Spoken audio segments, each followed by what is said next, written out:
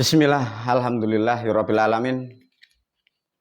Para pemirsa dimanapun berada, melanjutkan video yang keempat dilanjutkan dengan video ini volume atau bagian yang kelima dengan judul Peradaban Baru bagian yang kelima.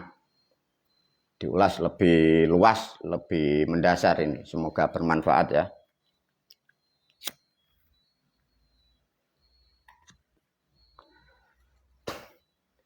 Baik para pemirsa, juga murid dan santri, ini sangat penting ya.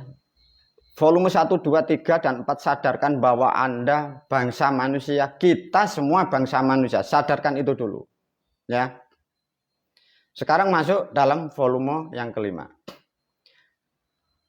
Peradaban manusia itu dimulai dari per individu namanya keluarga. Kita kilas balik mundur saja ratusan atau ribuan tahun. Masa lampau sudah ada bangsa manusia. Masa lampau belum banyak suatu negara, tapi adalah suatu kerajaan. Semua sudah dibuktikan dan terbukti bahwa masa lampau, terutama di Jawa, di Indonesia, adalah bentuknya suatu kerajaan. Orang-orang terdahulu pun sudah mengakui dan juga mengalami dan sudah melakukan, membentuk namanya suatu rumah tangga. Maka kehidupan generasi yang akan datang itu ditentukan dari keluarga itu. Maka peradaban manusia itu dibentuk, diciptakan oleh bangsa manusia itu. Kalau bangsa manusia itu salah, salahlah sampai selama-lamanya. Kalau belum ada yang merubah. Diajarkan.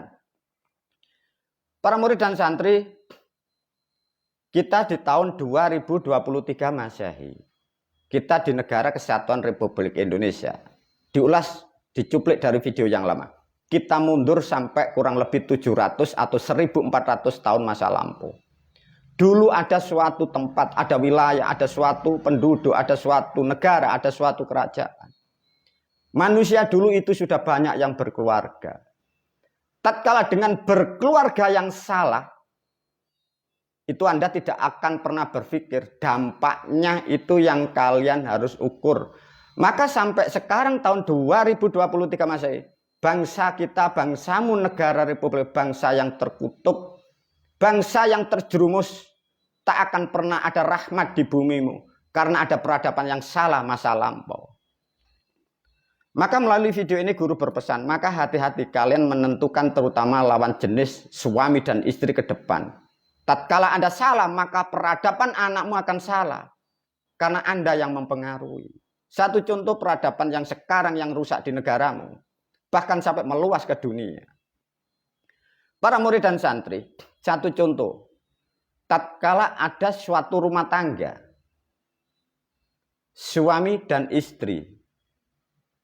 Tatkala sang suami itu melakukan biologis atau beristri lebih atau lebih banyak, bisa disebutlah 3, 4, 5 bahkan sampai 10 sampai 12. Pernahkah Anda berpikir tatkala manusia melakukan seperti itu, membentuk rumah tangga seperti itu, tatkala si bapaknya itu almarhum atau meninggal dunia, kalian tahu dari anak-anaknya berkelahi atau tidak? Karena di situ ada namanya hak waris. Itulah yang dialami orang-orang terdahulu. Itulah yang dilakukan orang-orang terdahulu. Maka kita, kalian yang ada di negara Kesatuan Republik Indonesia, tak akan pernah ada rukunnya. Karena itu sudah ditanam dari orang-orang terdahulu. Dari perilaku yang tidak benar. Sehingga disitulah permainan hal-hal dari kesalahan seperti itu. Para murid dan santri, apa kesimpulannya? Coba kalau ada rumah tangga mempunyai istri 3, 4 sampai lebih. Anak-anaknya itu bertikai atas nama warisan. Kalau toh hal seperti ini sudah terjadi 1400 tahun di negara kita. Sejak itulah bangsa kita ini carut dan marut karena perilaku orang-orang terdahulu. Meskipun itu leluhur kita dan orang-orang tua kita Anda, tapi ini faktanya hal sesuatu yang salah, ini harus diulas, ini harus diterangkan dan ini harus disampaikan. agar tidak terulang kembali. Sedikit diulas oleh guru para pemirsa. Kalau toh manusia, kalian sadar bahwa Anda manusia dan Anda bisa mengukur. Tatkala dalam rumah tangga, istri itu lebih dan istri itu banyak, menjadikan permasalahan generasi yang akan datang. Yang lebih bodoh, yang lebih konyol, bahkan beristri 4 itu disunahkan, tapi kalian terpelosok. Hal-hal seperti itu kalian indahkan dan kalian akan mengikuti jejaknya. Bahkan Anda menyokong dan mengikuti arah-arahan seperti itu. Kalau tidak percaya, lihatlah manusia yang menjadi penjahat kelamin atas nama Tuhan. Manusia yang beragama apa? Kalau tidak percaya, itulah warisan orang-orang terdahulu, dimasukkan kitab agar kalian menjadi bangsa yang rusak. Apa hubungannya guru dengan sejarah? Maka sedikit sudah diulas oleh guru masa lampau, diulas guru di video yang lain. Sedikit guru masuk ke ranah peradaban masa lampau yang mempengaruhi keadaan negara kita rusak, kita menjadi rusak, kalian bertikai, kalian bermusuhan, kalian menjadi bangsa yang terkutuk, bumi yang tak ada berkahnya, karena sejarah yang lama yang rusak. Para murid dan santri dipahamkan. Karena videoku ini tetap akan terkonek dengan sisi lain, maka melalui video ini saya mohon maaf kepada para moyang, para leluhur, meskipun beliau adalah orang tua saya sendiri, meskipun beliau adalah romo saya sendiri. Demi meluruskan sejarah dan aku mendidik generasi yang akan datang agar tidak mengikuti jejak-jejak para leluhur yang tidak baik. Ini tetap aku sampaikan. Bila kalian para moyang dan para leluhur tersinggung dengan aku, itu hak kalian. Karena perilaku ini sudah terjadi. Apa yang dimaksud oleh guru para pemirsa? Ilustrasikan. Pada masa lampau kalian menyebutnya adalah sosok leluhur atau hal apapun boleh. Tapi kalau beristri itu banyak, pernahkah Anda berpikir dampaknya? Satu contoh, kalau yang melakukan itu pimpinan atau pemimpin atau presiden atau raja. Tatkala di situ hal yang salah, tidak ada keadilan, bahkan melakukan yang salah, disitulah permasalahan yang ada di negara kita ini sejak masa lampau itu. Agar kalian tahu generasi di era sekarang, apa yang dilakukan orang-orang terdahulu. Semoga kita tidak mengikuti jejak-jejak beliau. Karena memang beliau merasa salah dan mereka pun sudah akan menyadari kesalahan, tapi tak akan pernah ada yang bisa merubah. Semoga dengan banyak aku ceritakan melalui video ini, para moyang, para leluhur yang dulu-dulu merasa bersalah di dunia, sehingga cucunya pun menjadi rusak, bangsanya hancur. Semoga beliau pun mendapat ampunan di alam sana. Satu contoh guru memberi ilustrasi. Ada seorang pemimpin, meskipun beliau adalah romo saya sendiri, beristri. Kalau toh mempunyai istri sesama suku, itu hal yang wajar. Coba para murid dan santri, kalau kita, Anda, dari suku di suatu wilayah tertentu. Anda menguasai wilayah yang luas. Anda mempunyai kekuasaan, mempunyai tanah yang berhektar-hektar. Emas berlian berhektar-hektar. Beristri banyak.